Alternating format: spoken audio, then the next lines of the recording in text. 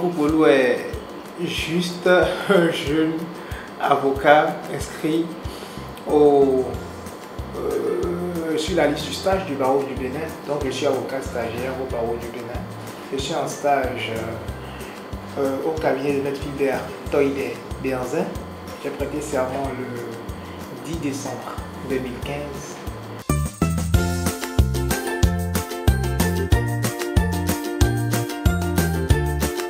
Le prix Mario Stasi est un concours international d'éloquence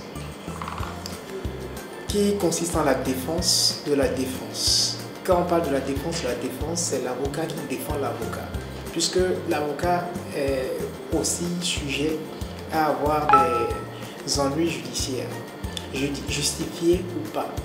Et donc, il s'agit d'écrire un test qui doit être beau, puisque c'est un concours d'éloquence, pour défendre la cause d'un confrère, donc d'un autre avocat qui est en danger, qui est persécuté ou qui est déjà mort du fait de l'exercice de sa profession. Puisque l'exercice de notre profession nous expose à certains dangers. Donc, c'est à peu près ça l'esprit du prix. Et donc, j'étais en stage international au barreau de Paris en ce moment où le prix a été lancé. Et je m'y suis inscrit en envoyant mon test.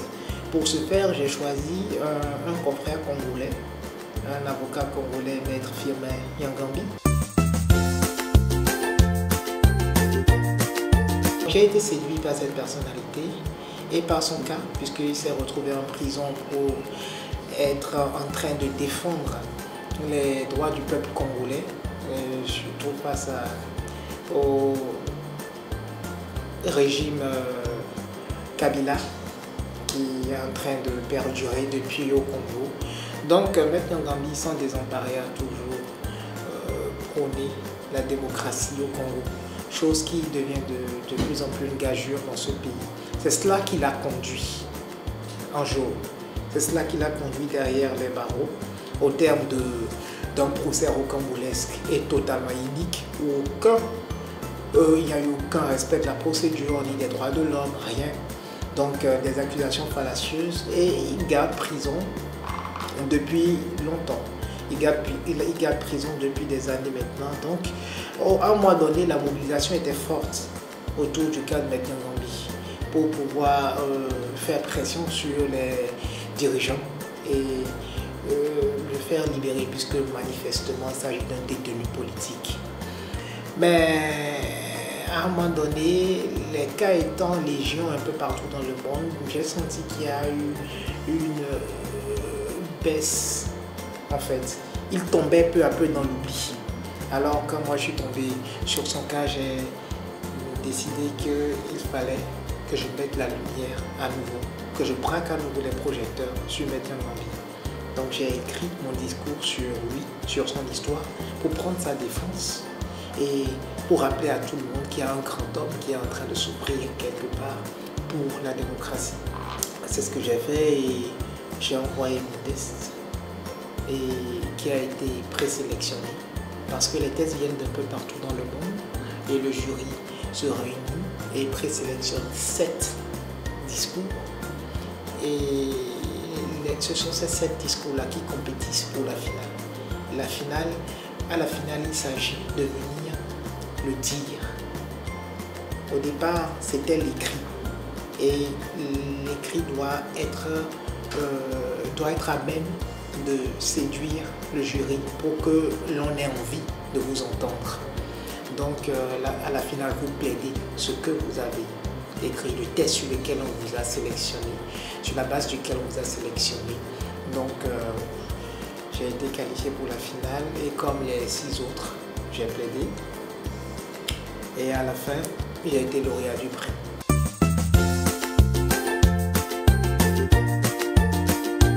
Au départ, je ne sais pas combien de nationalités il y avait, comme je vous l'ai dit, les thèses viennent un peu partout dans le monde et c'est l'anonymat, donc on ne sait pas vraiment les statistiques.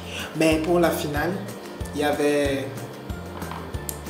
des Français, Donc, deux avocats parisiens, une avocate toulousaine, une avocate genevoise, donc de Suisse.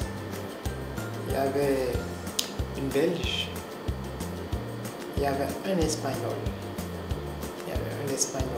Je pense que, oui, si je ne m'abuse, voilà les nationalités qu'il avait.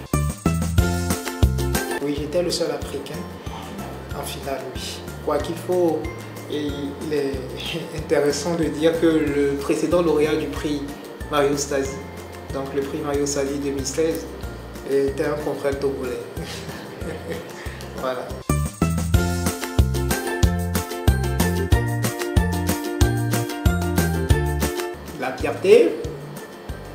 De la fierté personnelle et pour mon barreau, de la visibilité également pour mon barreau et pour le Bénin, parce que vous savez, nous sommes à une ère où le positionnement des États à l'international est un enjeu primordial pour le développement dans tous les sens. Ouais. Donc dès qu'un pays peut être en vue, et de la bonne manière, c'est bien. Donc je pense que beaucoup ne connaissaient pas vraiment le Bénin. Mais ça a permis d'identifier davantage le Bénin sur la carte et de se rendre compte que bon, il y a un peu de ressources quand même dans le pays.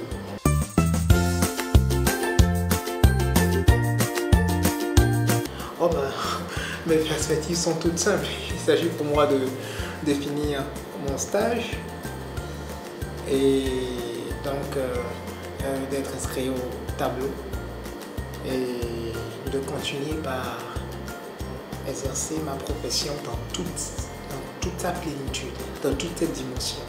C'est-à-dire continuer par porter la cause de mes clients sans jamais rechigner à porter la cause de l'état de droit en général. Voilà, c'est cela que doit être le combat de l'avocat. L'avocat doit être un veilleur. L'avocat doit être un éclaireur dans la société. Et on ne peut pas se déminer à cette tâche-là. Donc les perspectives sont celles-là.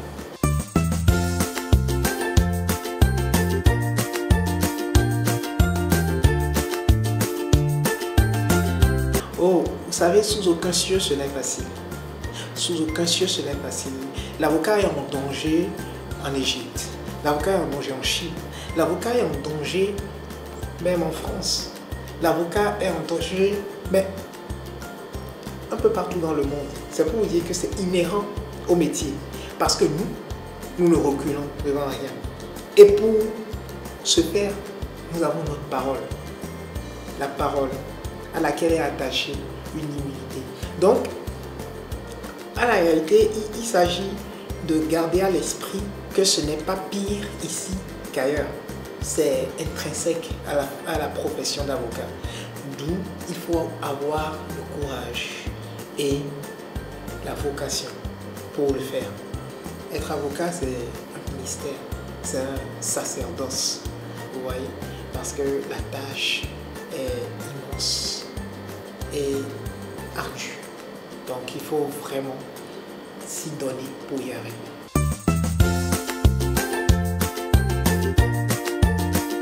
Je dirais que j'ai été content d'avoir célébré la parole parce que c'est l'une des facettes du métier que j'adore le plus, prendre la parole. Et le Bénin est un pays qui est fascinant par la qualité intellectuelle de ses élites. Et j'aimerais que tous, parce que j'en connais beaucoup, j'en connais beaucoup, des têtes très bien faites au Bénin, que tous nous continuions